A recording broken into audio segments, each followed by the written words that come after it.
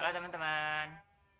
Udah pada tahu belum nih konsep pertanian ramah lingkungan? Nah, jadi di sini kita bakal paparin materinya dan teman-teman jangan lupa simak ya dengan seksama gitu.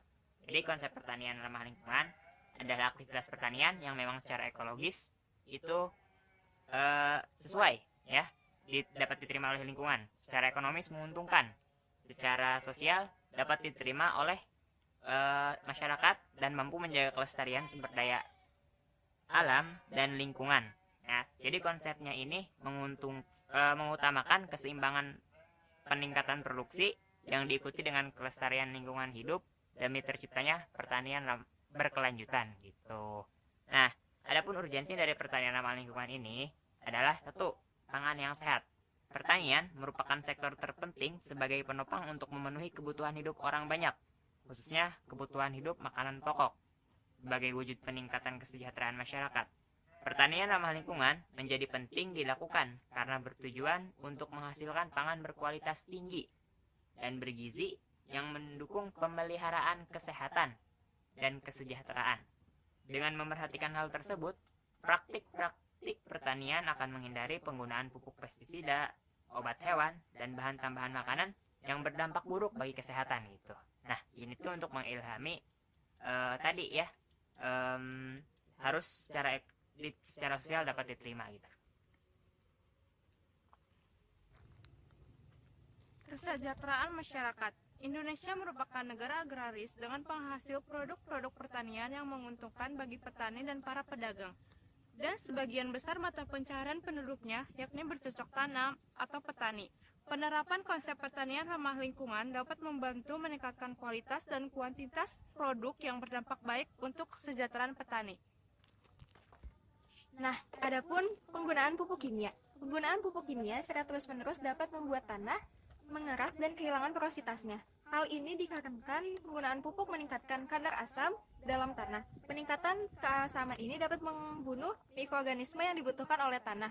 Selain itu, penggunaan pupuk kimia dapat memicu pencemaran air dan mengganggu ekosistem di dalamnya. Dilansir dari Conserve Energy Future, konsentrasi nitrogen dan nutrisi akan masuk ke dalam air dan menyebabkan eutrofikasi yang memicu alga bloom. Alga bloom adalah lonjakan mikroorganisme yang akan menyebabkan penurunan. Boleh gak diulang di bagian alga bloomnya aja? Bisa kok bisa. Nizat jangan marah dulu, kayak marah dia. Alga bloom adalah lonjakan mikroorganisme yang akan menyebabkan penurunan kadar oksigen dalam air juga pelepasan racun.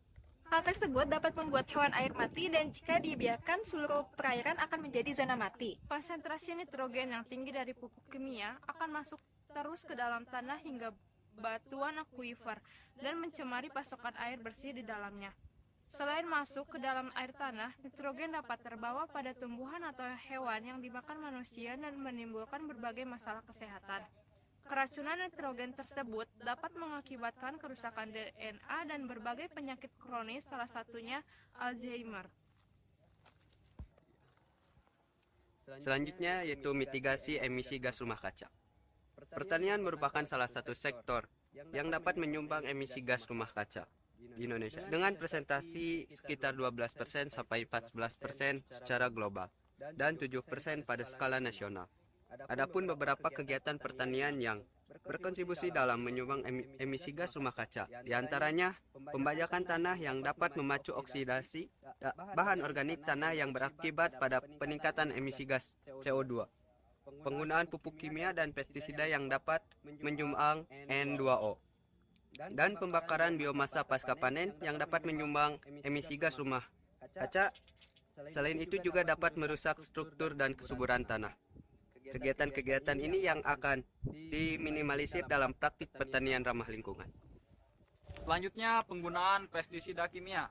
Nah, pestisida yang disemprotkan tidak seluruhnya mengenai tanaman, akan tetapi 80% pestisida yang disemprotkan akan jatuh ke tanah, menyebabkan unsur hara di dalam tanah mulai berkurang.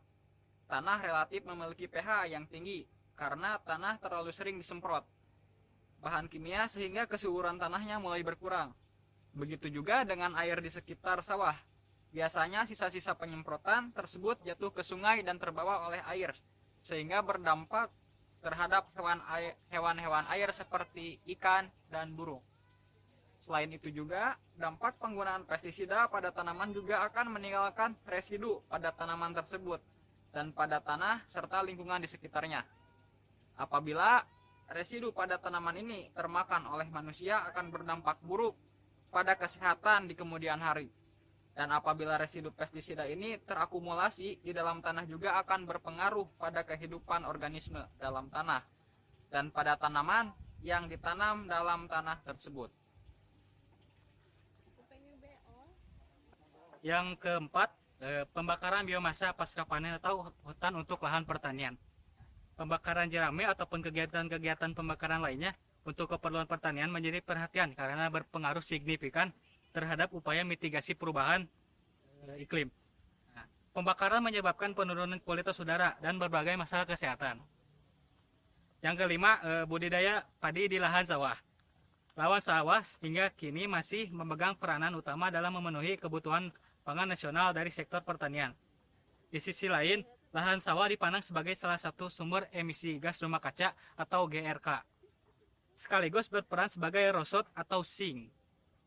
Sektor pertanian memberikan kontribusi 5% dari total emisi GRK nasional dan 46,2% berasal dari lahan sawah. Peningkatan konsentrasi GRK antropogenik di atmosfer menstimulasi fenomena pemanasan global yang menyebabkan terganggunya keseimbangan energi antara bumi dan atmosfer. Nah, itu dia praktik-praktik yang nantinya akan kita minimalisir dalam sistem pertanian ramah lingkungan demi keseimbangan ekologi, kualitas pangan yang bergizi, kesejahteraan petani, dan kelestarian lingkungan hidup. Baik, semoga bermanfaat. Wassalamualaikum warahmatullahi wabarakatuh.